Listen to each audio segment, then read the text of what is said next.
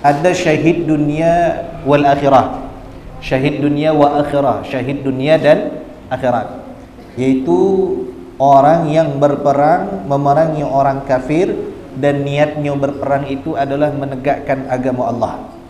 Orang yang syahidnya dunia akhirat tidak dimandikan, tidak disolatkan, tapi dikafani dan dikuburkan. Ya. Kenapa? Karena darahnya itu nanti menjadi persaksian bahwasanya dia betul-betul menjadi orang yang berperang di jalan Allah. Bahkan dikatakan haitsu innal ghusla yuzilud dama. Kenapa ditetapkan dia tidak dimandikan? Li ibqa'i athari syahadati alaihi, supaya masih ada bekas dia menjadi syahid. Bajunya, apa lagi, darahnya dan segala macam. Haitsu innal ghusla yuzilud dama. Kenapa? Karena innal ghusla, sesungguhnya mandi itu yuzilud dama, menghilangkan darah. Kalau dimandikan, dibersihkan, darahnya hilang. Allazi takunu raihatuhu ka raihatil miski yaumal qiyamati. Yang adalah bau darah orang yang mati syahid itu seperti bau misik pada hari kiamat. Ya Allah, ya Allah, ya Rahmanal Mu'minin, sallallahu Rabbuna ala nuril mubin, Ahmad al-Mustafa, Sayyidil Mursalin, wa ala alihi wa sahbihi ajma'in, ajina minan. Bismillahirrahmanirrahim. Assalamualaikum warahmatullahi wabarakatuh. Bismillahirrahmanirrahim. Alhamdulillahi rabbil alamin. Allahumma salli ala sayyidina Muhammadin wa ala ali sayyidina Muhammad, amma ba'du. Alhamdulillah, pada malam hari itu kita masih diberi Allah nikmat. Mudah-mudahan yang kita kaji itu bermanfaat bagi kita di dunia dan manfaat bagi kita kelak di akhirat. Amin amin ya rabbal alamin. Kemarin dijelaskan tentang bahwasanya hukumnya fardu kifayah ala man alima bihi minal muslimin, atas orang yang tahu daripada orang muslim. Fardu kifayah bagi orang muslim al-mukallafin, lagi mukallaf, memandikan, mengurus, memandikan, mengkefankan, menguburkan, dan terakhir memandikan, mengepankan, menyolatkan dan menguburkan jenazah. Tapi ada mayit yang tidak dimandikan. Siapa dia? Syahid. Orang syahid dan orang sakit. Saktun itu siapa? Anak yang gugur sebelum masuk usia 6 bulan. Bahkan hukum mentajhiz mayit, hukum mentajhiz syahid dibagi oleh ulama. Ada syahid dunia wal akhirah, syahid dunia wa akhirah, syahid dunia dan akhirat, yaitu orang yang berperang memerangi orang kafir dan niatnya berperang itu adalah menegakkan agama Allah. Orang yang syahidnya dunia akhirat tidak dimandikan, tidak disolatkan, tapi dikafani dan dikuburkan. Ya. Kalau syahidnya syahid dunia, siapa itu syahid dunia? Syahid dunia adalah orang yang meninggal ketika memerangi orang kafir, tapi niatnya berperang itu karena supaya dapat harta rampasan perang. Nah, hukumnya macam mana? Hukumnya sama dengan syahid dunia wal akhirah. Dia tidak dimandikan, tidak disolatkan, tapi dikefankan dan dikuburkan. Ada syahid akhirat. Syahid akhirat itu siapa? Wahum kathirun, banyak kata ulama. Awsalahum ba'duhum ila sab'in. Ada yang mengatakan 70 orang yang masuk kategori mati syahid akhirat. Antara lain orang yang mabtun, sakit perut, mati terbakar, mati tenggelam, mati ketika melahirkan ibu-ibu, ya. Kemudian orang, termasuk juga sebagian ulama mengatakan orang yang meninggal ketika lagi belajar, lagi ngaji di madrasah, atau masuk lagi ngaji macam kita kau pak, tahu-tahu lagi tengah ngaji meninggal. Nauzubillah dah. Tapi kalau nak jumpa dah hari go, ya. Langsung praktek mandikan jenazah esok pagi kan. Nah, itu hukumnya syahid akhirah. Kalau syahid akhirah macam mana? Kalau syahid akhirat tetap dimandikan, disolatkan, dan dikuburkan. Mandikan, kepankan, salatkan dan dikuburkan, sama seperti orang yang masih normal. Nah, itu kalau syahidnya syahid akhirat. Tapi kalau syahid dunia atau syahid dunia akhirat, tidak dimandikan, tidak dikepankan, tidak dimandikan, tidak disalatkan, tapi cukup dikepankan dan dikuburkan. Kenapa?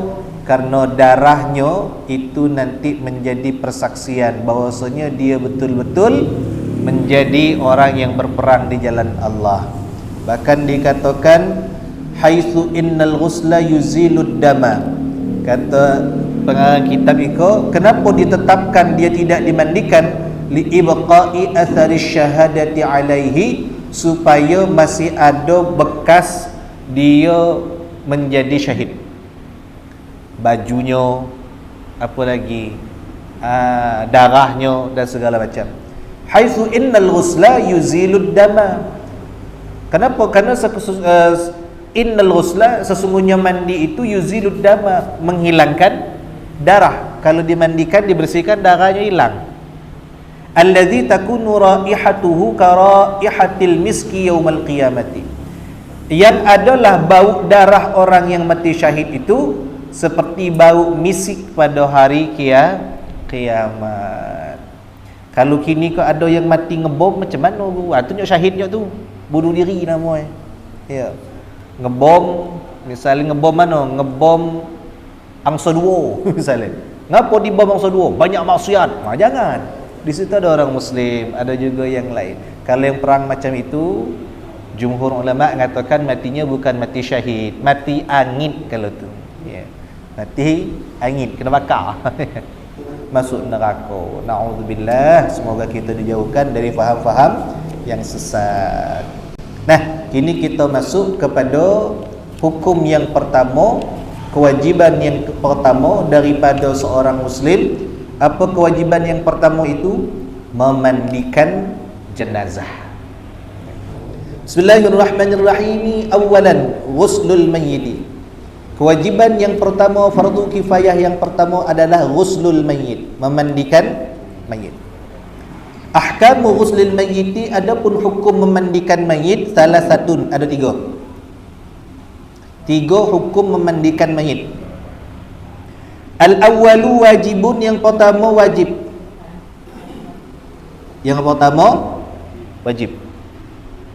Pada siapa kita mandikan mayit itu wajib? Fi haqqil muslimi ghairi syahidin ma'arikatil kuffari wa ghairi saqti alladhi lam yadhhar fihi mabda'u khalqi adamiyyin.